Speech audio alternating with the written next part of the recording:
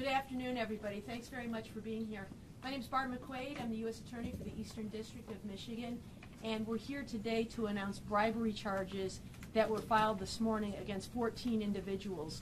One of them is a vendor for Detroit Public Schools, and the other are all Detroit Public School officials. One is an assistant superintendent, and the other 12 are principals at various Detroit Public Schools, including elementary schools, middle schools, and high schools.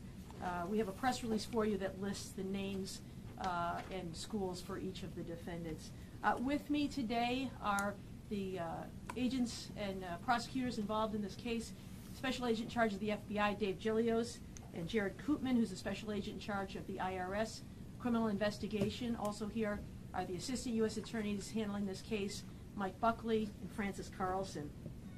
So as I said this morning, the U.S. Attorney's Office filed 13 separate charging documents charging these individuals in the bribery scheme. And they're charged as separate cases because at the center of all of this criminal activity is an individual by the name of Norman Shy. He is a vendor. He lives in Franklin, Michigan. He's got a company called Allstate Sales. And the documents allege that Norman Shy conspired with the 13 individual school officials. They didn't conspire with each other, but he paid bribes to each of those school officials.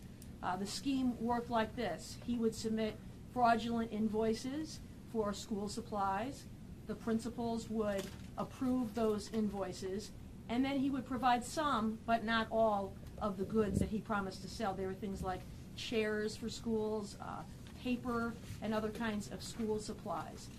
In exchange for approving these fraudulent invoices, Norman Shy paid bribes to these principals.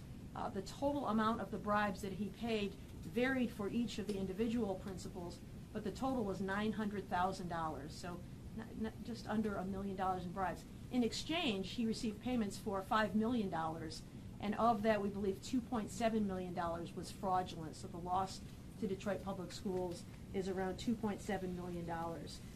The bribes were paid in the forms of cash, gift cards, and checks, sometimes to third parties or businesses owned by the principals.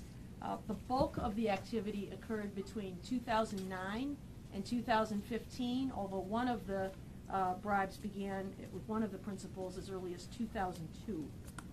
5 of these defendants are former school principals in Detroit Public Schools, but 7 of them are still working as school principals. And one of the defendants, Clara Flowers, is currently the assistant superintendent for the Office of Specialized Student Services. She was previously a principal, and she accepted bribes over that span in both capacities, both as a principal and as an assistant superintendent. In addition to the bribery charges, Mr. Shy and Ms. Flowers are also charged with 1 count of tax evasion each. Public corruption never comes at a good time, and I know that we are in the midst of a very public debate about the future of Detroit Public Schools, but I want to make it clear that this case is not about Detroit Public Schools. It is not about the emergency managers that had oversight of these schools during the time that these crimes occurred. It is instead about these 14 individuals who breached their trust to the public by engaging in a bribery scheme.